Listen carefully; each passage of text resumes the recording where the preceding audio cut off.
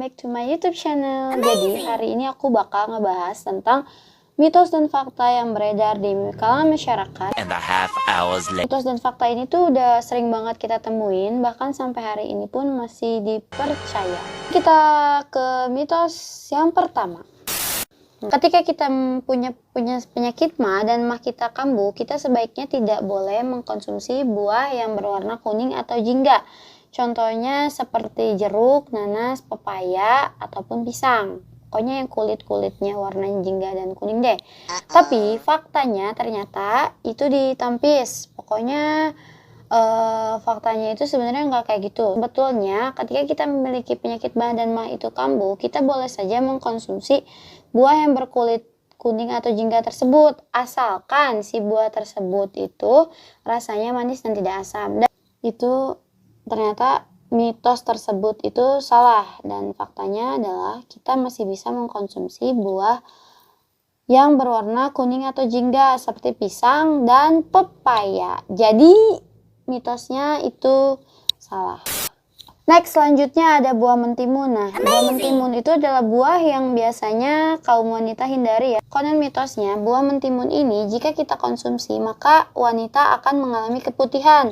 Nah, ternyata faktanya kalau misalkan kita mengkonsumsi mentimun itu tidak menyebabkan keputihan. Ada beberapa faktor yang menyebabkan keputihan, di antaranya keputihan ini disebabkan oleh infeksi. Infeksi itu ada banyak ya, apakah itu infeksi jamur, bakteri, atau yang lain sebagainya. Kita juga sebagai kaum wanita juga was-was gitu loh, apakah si timun ini menyebabkan keputihan atau enggak. Tapi setelah diteliti ternyata keputihan itu bukan disebabkan oleh mentimun. Keputihan sendiri itu bisa disebabkan oleh kurang bersihnya vagina. Kita juga jarang membersihkan vagina, atau kita menggunakan underwear yang ketat dan tidak elastis.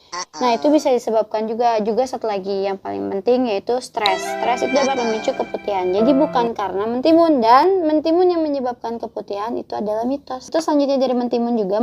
Mentimun juga dapat menetralisir ketika kita sudah mengkonsumsi makanan yang dipanggang atau dibakar seperti sate. Terus pokoknya yang dibakar-bakar deh menggunakan arang. Nah, kenapa demikian? Karena makanan yang dibakar atau dipanggang itu punya zat karsinogenik.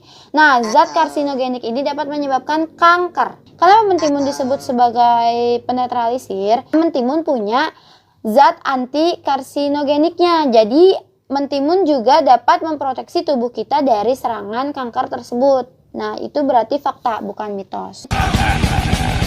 Ya, mitos yang beredar mungkin sampai hari ini pun masih dipakai ya, jeruk nipis. Mitosnya, jeruk nipis dan kecap jika disatukan larutannya, diaduk-aduk, kita minum. Ketika kita punya batuk, ketika kita batuk nih, batuk, kita minum, itu otomatis akan sembuh. Nah, mitos tersebut benar adanya. Karena jeruk nipis punya kadar asam yang sangat tinggi. Nah, ketika kadar asam sangat tinggi itu diminum, lalu kita masuk ke dalam tenggorokan kita, otomatis si bakteri penyebab batuknya itu akan mati dan kita akan sembuh dari batuk. Dan itu benar ternyata mitosnya. Tapi kalau kecap ini sebenarnya nggak ada pengaruh apa-apa. Jadi nggak ada hubungannya dengan mematikan bakteri atau menyembuhkan batuknya kalau yang kecap. Si kecap ini untuk sebagai penyeimbang rasa asamnya aja, biar agak manis dari kecap kayak gitu. Yang selanjutnya adalah bengkuang. Mitosnya, dengan mengkonsumsi bengkuang, dengan mengkonsumsi bengkuang, maka kulit kita akan menjadi lebih putih. Nah, faktanya benar, karena bengkuang ini mengandung isoflavon dan sebagai antioksidan untuk melindungi tubuh kita dari paparan sinar ultraviolet.